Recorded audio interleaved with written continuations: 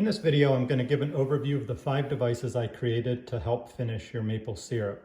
So the very first device here is a barometric pressure sensor that when powered on will tell you the current boiling point of water and of maple syrup. It's powered by a USB-C cable. One is included with it, a 3-foot long cable. You can use one that comes with a computer or a cell phone if you'd like. To use it, all you have to do is simply plug it in and it automatically powers on. Tells you the current temperature and the current humidity.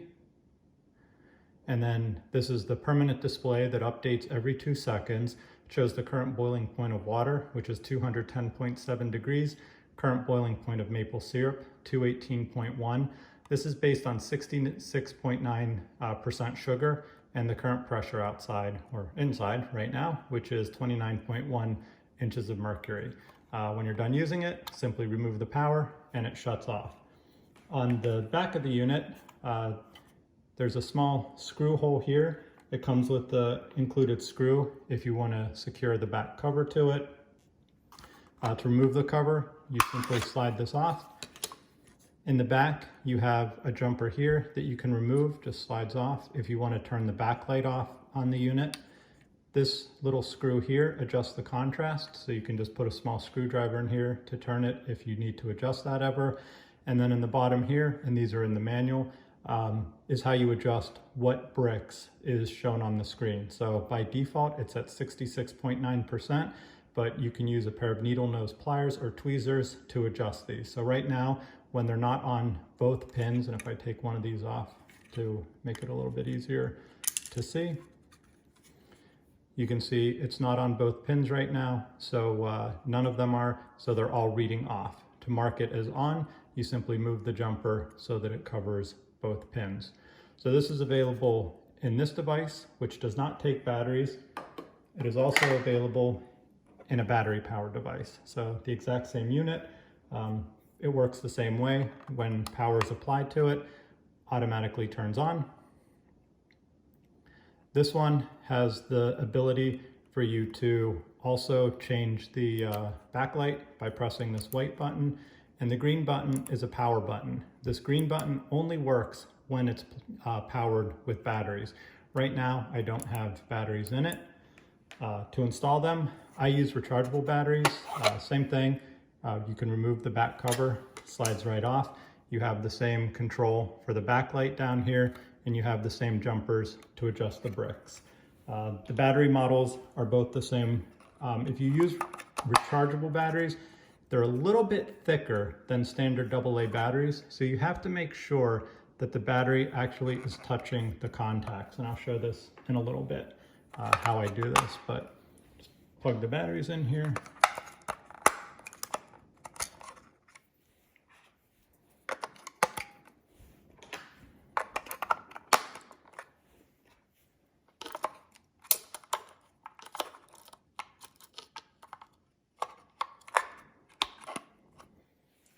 And then what I do is, with the unit on, you can see the backlight bleed through, turns green here. I just use a small tool to make sure that the batteries are pushing against the contacts. And they're in there very firmly. They won't just fall out of the unit. The cover, to put it back on as well, just slides into place. So the little nub for your finger here, make sure it's straight in the unit, and just slide it back on till it clicks. So here you can see the power button turns it off. If I go back and I want to power it with the USB cable with the batteries installed, you can still do that here. But if I turn the power button on, remove the USB cable, you can see here that it's still working. So it tells us the same information though, the boiling point of water, boiling point of syrup at 66.9 bricks, and inches of mercury at 29.1. The next model is a little bit more advanced. So these two not only do everything that the first two model did, but it has a port for a temperature probe on the side here. So there are 2 temperature probes available for this unit. The first temperature probe is 10 inches long, so plenty of room to go down in your evaporator, and it has a 5-foot long PVC sheathed cable here. So this has no problems with boiling sap. You know, you don't have to worry about it melting, anything like that. You can see it's a pretty flexible cable. It's also at room temperature right now. When it gets to be cold, so I use this in freezing temperatures, the cable gets to be a little stiff. There is an upgraded model available, and this one is made out of silicone wire. So you can see here, this is infinitely more flexible as a wire than the other model is. This one is rated for much higher temperature, 200 degrees Celsius. So this isn't going to have any issues, you know, if it comes in contact with a hot evaporator for a short period of time, whereas a PVC cable could potentially melt. All of them, though, work the same way. The little white connector here, you can see it's keyed. It will only go in one direction. Simply plug it in, you're good to go. Same as with the other unit, this one is not battery powered, so to use it, all you do, plug in the power cable. You can see here, it will tell you the ambient temperature, the pressure, and the humidity. What this will do then is show the temperature of the probe, which is what the temperature of your sap is. So if I put my fingers or hold this here, you can see this slowly starting to increase as my hand warms it up. You can also see this delta number is going down. So this is telling you how many degrees you have to go until your sap is at maple syrup. Your target at 66.9% is 218.1 degrees. And you can see this bottom line here is changing between showing you the current pressure and the current boiling point of water. Once your sap gets above the boiling point of water, roughly 0.2 degrees above the boiling point of water, the unit will calculate the Brix of your syrup. This is an estimated number. The closer you get to the boiling point of syrup, the more accurate this number becomes. So that's helpful if you want to pull the syrup off a little bit early or a little bit late to make up for higher or lower density syrup that you've already made. Once you get to 66.9% syrup, this LED here will turn red, and the alarm that you heard beep when I first powered it on, you'll hear that beep 5 times, letting you know that your syrup is ready. On the back of the unit, similar to the other one, the back cover slides right off. You have adjustment jumpers right here.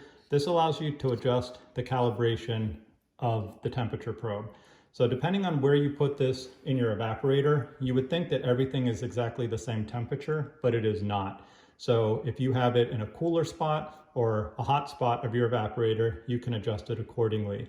You can also use this if you don't boil your syrup to 66.9 to trick the unit into another Brix. So if you boil to 66 or 67.5%, this is all in the manual. You can use that for an adjustment.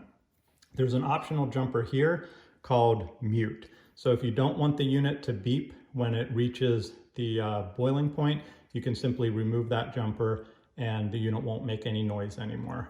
You also have the same as in the other unit, jumper that you can remove to turn the backlight off. Moving to the next unit, exactly the same as the previous one. So the temperature probe plugs right into it here. When you apply power to it, it turns on.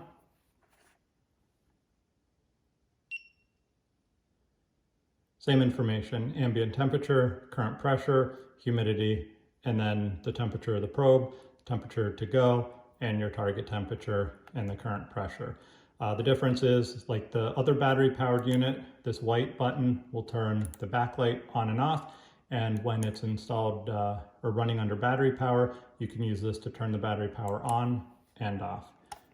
To remove the probe, just grab it by the connector here and pull it straight out. So has a little bit of a lip on it to keep it in place. So you don't just want to yank on the wire here to pull it out. You want to grab it here, so it slides right out of the unit. Battery powered unit, slide the back cover off. Same adjustment here. If you want to mute the unit, this is for the calibration of the temperature probe, and then the batteries go right here. In the manual, I have the different runtime for the battery. This unit has a storage space for the screw, If you'd like to use it, just unscrew it here. Then you can put the cover right back on and screw that in there. The final unit here is used for controlling a valve on your evaporator. So just like the previous two, temperature probe plugs in right here. USB-C cable plugs into the side. The same information is shown on the screen.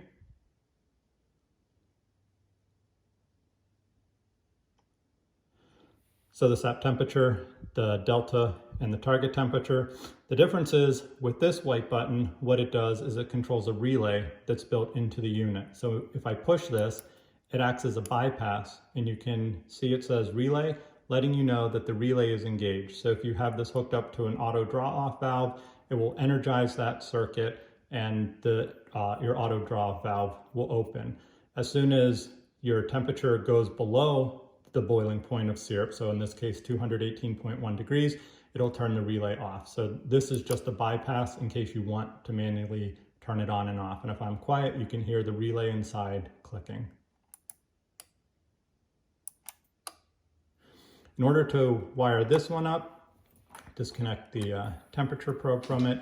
There's a slot here on the side that the wires for whatever you want to connect into it go to. It'll work with both AC and DC loads. All you do is feed your wires in through here, and there's two terminals. You want the bottom two. The bottom one is your normally open, and the middle one is your common wire. So the one wire comes in, when the relay engages, it completes the circuit for the other wire going out. You also have the same option to mute the device. You have the jumpers for the calibration of the temperature probe. You have the jumper to turn the backlight off, and you have the screw to adjust the contrast of the screen if you ever need to do it.